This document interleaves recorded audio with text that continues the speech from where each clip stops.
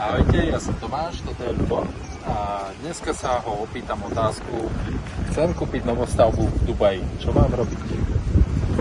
Proces nehnuteľnosti alebo novostavby v Dubaji je nasledovný. V prvom rade musíme vedieť vlastne tvoj budget, koľko je tvoja vlastne predstava konečnej kúpnej ceny tejto novostavby. Potom budeme potrebovať vedieť, v ktorej oblasti chceš tento byt alebo vilu. Potom budeme potrebovať vedieť, či si pripravený na tú kúpu v priebehu mesiaca. Ty keď mi povieš, že chceš niečo kúpiť, ale chceš to kúpiť o 6 mesiacov alebo o rok, ja ti ukážem projekty, ktoré sú momentálne aktuálne. Dubajský market je veľmi dynamický. To, čo ti ukážem dneska, tento týždeň, môže sa veľa prípadov stať, že už budúci týždeň nebude dostupné v tej cene, alebo že to bude rozpredané.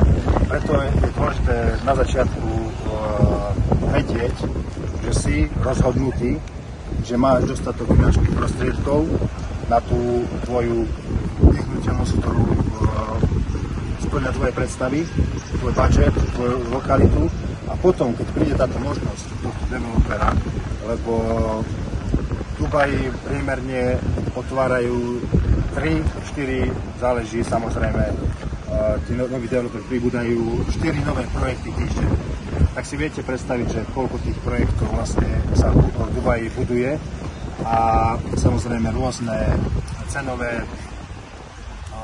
relácie, lokality, rôzny štandard, veľmi luxusné, dobré na prenájom, nižšia trieda, nižšia ako v porovnaní s dubajským štandardom.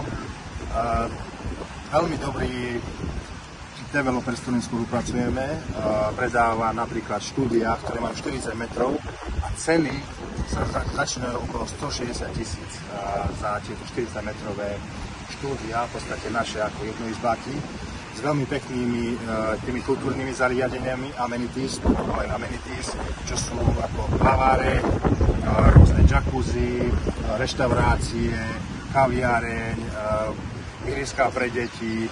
Samozrejme, každý byt má zahrnuté v kúpnej cene aj parkovacie miesto. Väčšinou je to pod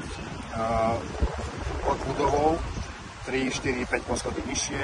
Keď máš trojizbák, napríklad máš 2 parkovacie miesta. Samozrejme, všetko je to individuálne, záleží od tvojich predstav, od tvojej finančnej situácie. Najlepšie, keď ma budete kontaktovať a potom samozrejme prebereme najaktuálnejšiu, najlepšiu možnosť, ako tu nehnuteľnosť kúpiť. Dôležité je, aby si vedel, čo chceš, aby si mal tie finančné prostriedky a potom samozrejme tá transakcia alebo tá kúpa prebehne. Sledujte ďalšie video, kde sa dozvieme viacej informácií, ako kúpiť nehnuteľnosť.